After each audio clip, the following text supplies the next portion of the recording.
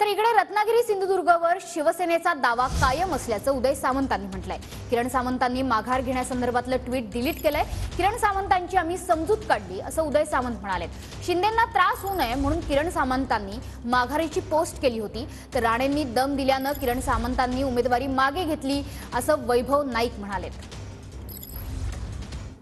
भावना रत्नागिरी सिंधुदुर्ग मतदारसंघातल्या आमची सगळ्यांची भावना ही जागा शिवसेनेकडेच राहावी अशा पद्धतीची आहे।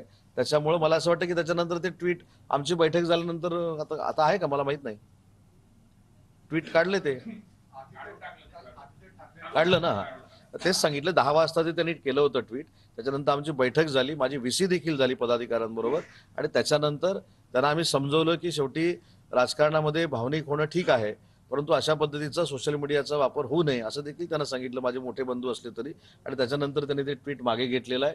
आणि प्रत्येक पक्षाला दावा करण्याचा अधिकार आहे। मी कुठं भाजपनं दावा केला, राणे साहेबांनी पत्रकार परिषद घेतली म्हणून मी अजिबात नाराज नाही, परंतु पत्रकार परिषद झाल्यानंतर एक त्याच्यातनं जो मेसेज जातो तो त्यांच्यापर्यंत असा गेला की या जागेमुळं आपले नेते जे आहेत, मुख्यमंत्री जे आहेत, त्यांना नाहक त्रास होतोय, आणि त्या भावनेतनं त्यांनी तो निर्णय घेतलेला होता।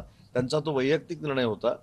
सिंधुदुर्ग लोकसभा मतदारसंघातील महायुतीचे उमेदवार किरण सामंत यांना नारायण राणेंनी कशा पद्धतीने दम दिला, कशा पद्धतीने त्यांची लायकी काढली हे संपूर्ण या कोकणातील जनतेने बघितलं आहे। आणि त्यानंतर किरण सामंतांनी उमेदवारी मागे घेतली असली तरी दम देऊन किरण सामंत उमेदवारी मागू घेऊ शकतात, परंतु दम देऊन या मतदारसंघातील लोक तुम्हाला मतदान करू शकत नाहीत। हे 7 मेला सिंधुदुर्ग आणि रत्नागिरीची जनता, कोकणातील जनता दाखवून देईल।